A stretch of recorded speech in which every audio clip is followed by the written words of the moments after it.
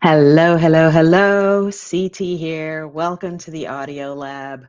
Throughout the month of July, I'm running a little experiment. I know so many of you love to listen to your books, and since I'm getting ready to eventually record and publish the official audio book for Brown Beyond Borders, I wanted to practice out loud with you first.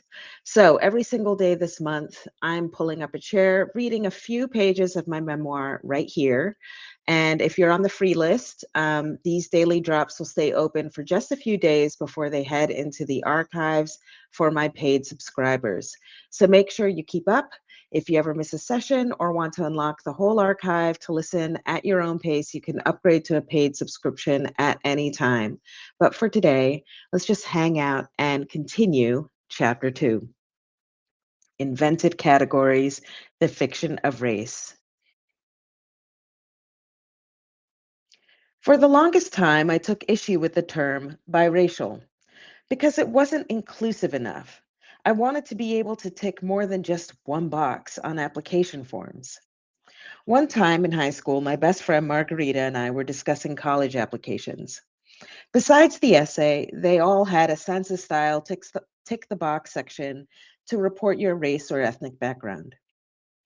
It doesn't seem right to check off African American when I'm a combination Afro Caribbean, European, or African European.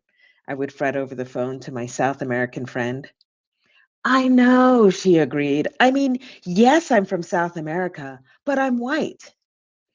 I don't know what she ticked off on her application, but in that conversation, I realized she had the freedom to choose whatever race she wanted.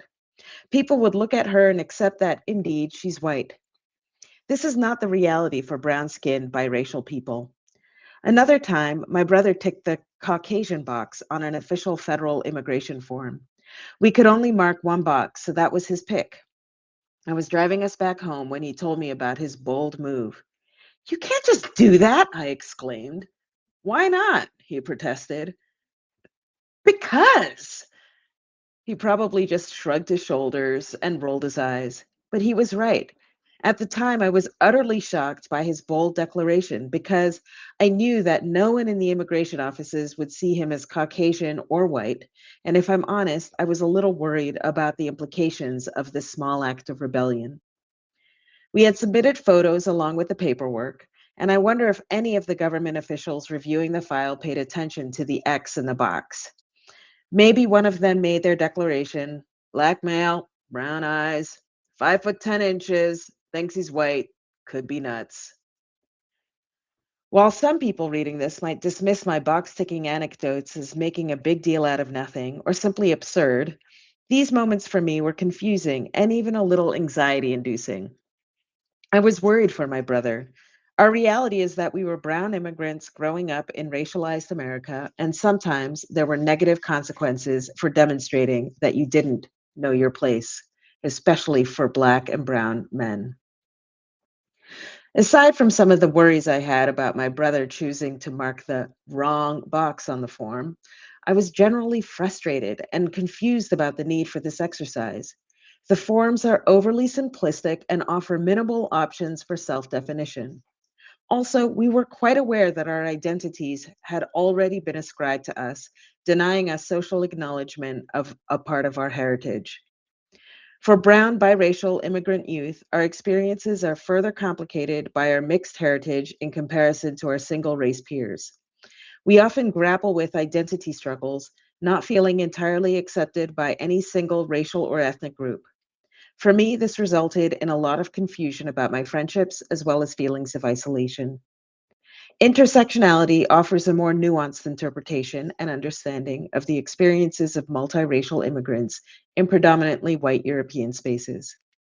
The following anecdote further explores the complex intersectionality of two friends, both young women, both immigrants, both educated in the United States, but only one is multiracial. It examines the challenges that arise when social constructs related to race, gender, family expectations, and cultural definitions intersect and influence individual experiences and perceptions. When I was a sophomore in university, my best friend was from Eastern Europe.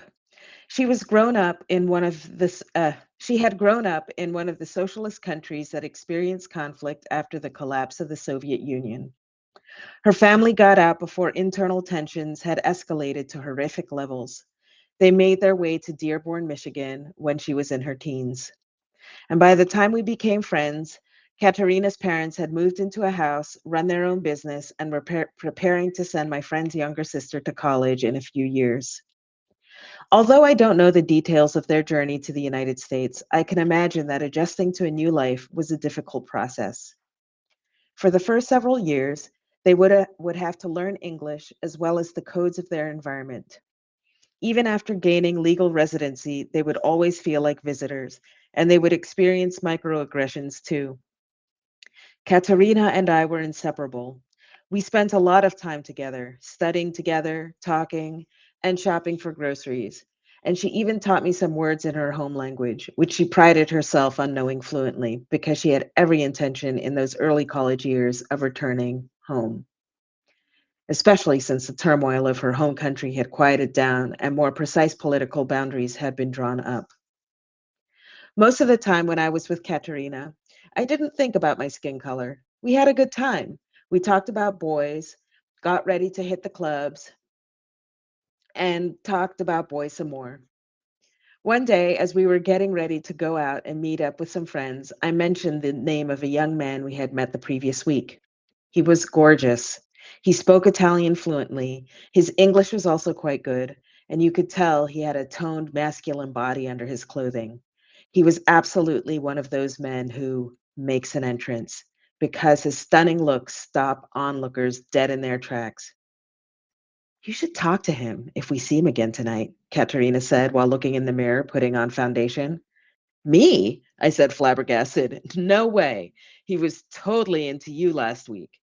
I wasn't even a blip on his radar. I was used to this. Katerina was a beautiful young woman.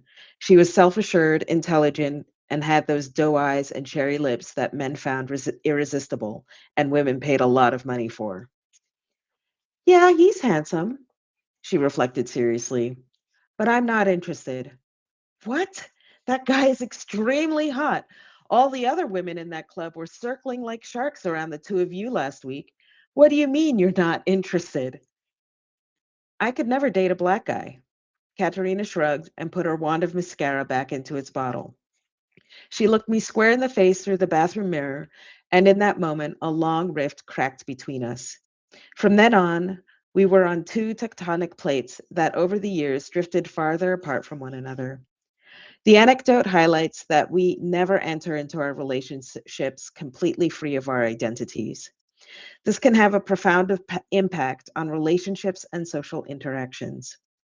We are the products of our parents, our families, our schools, churches, communities, countries, languages, and national identities. Katerina's experiences were shaped by the trauma of war and the cultural expectations of her heritage. Her comment about not dating a Black man reveals how societal biases, prejudices, and stereotypes can influence personal choices and limit individual autonomy. On a simpler level, her comment permanently fractured our relationship. My best friend's deep rooted bias contradicted the friendship we had built, one in which I had believed I was an equal. And that is where we're stopping for today. And it also concludes chapter 2. So, if you have a question about the book, the writing process, or anything we covered in today's segment, drop it in the comments of this post. I might just answer yours on a future episode. I'm really glad I get to share this unedited process with you. Look out for the next pages in your inbox tomorrow morning. And if you know someone who would connect with this part of the journey, please share this post with them while it's still open to the public. And if you want to support this audio experiment and my writing as I start drafting book 2, consider becoming a paid subscriber to unlock everything. Thank you so much for listening, and I'll see you tomorrow.